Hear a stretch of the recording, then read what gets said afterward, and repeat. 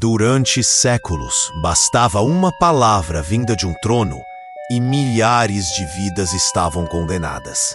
Um rei ofendido, o imperador enfurecido, uma coroa ameaçada, e o mundo mergulhava em guerra.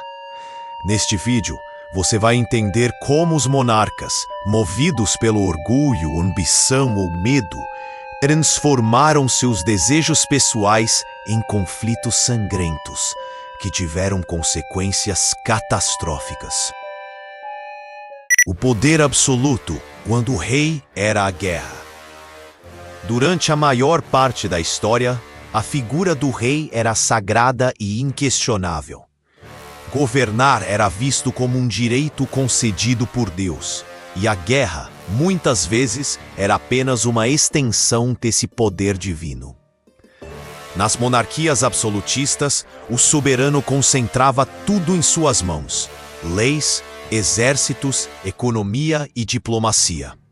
Quando se sentia ameaçado, insultado ou simplesmente ambicioso, era o povo, especialmente os plebeus, quem pagava o preço. Luís XIV, o Rei Sol, é um exemplo clássico.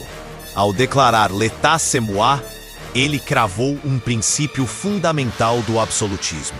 A vontade do monarca era a lei. Guerras por sangue e herança, os conflitos dinásticos. Ao contrário do que muitos imaginam, nem todas as guerras foram travadas por ideologias ou disputas territoriais.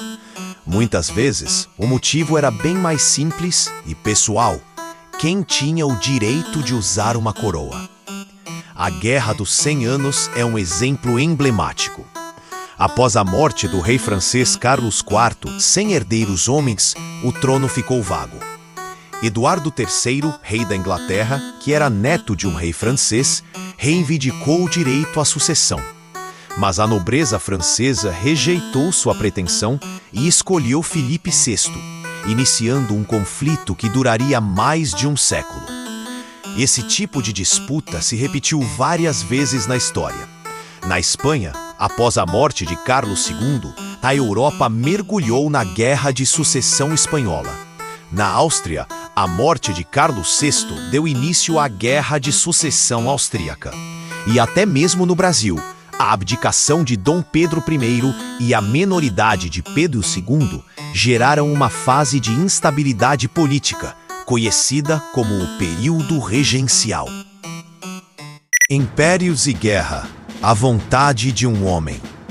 A figura do imperador é ainda mais simbólica nesse contexto.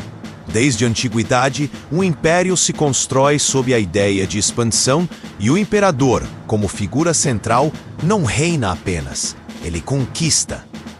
O Império Romano foi fundado sob o comando de Augusto e, ao longo de séculos, guerras eram lançadas para defender, vingar ou glorificar o imperador.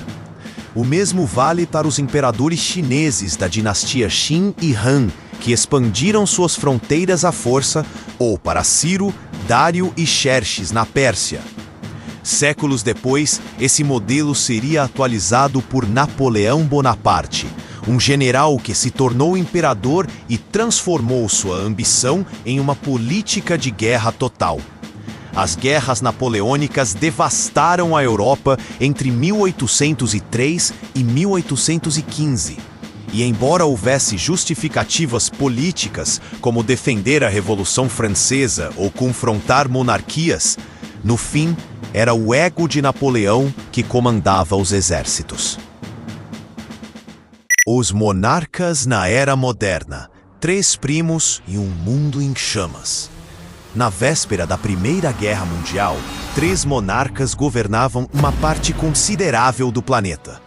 Nicolau II, Czar da Rússia, Guilherme II, Kaiser da Alemanha e Jorge V, rei do Reino Unido.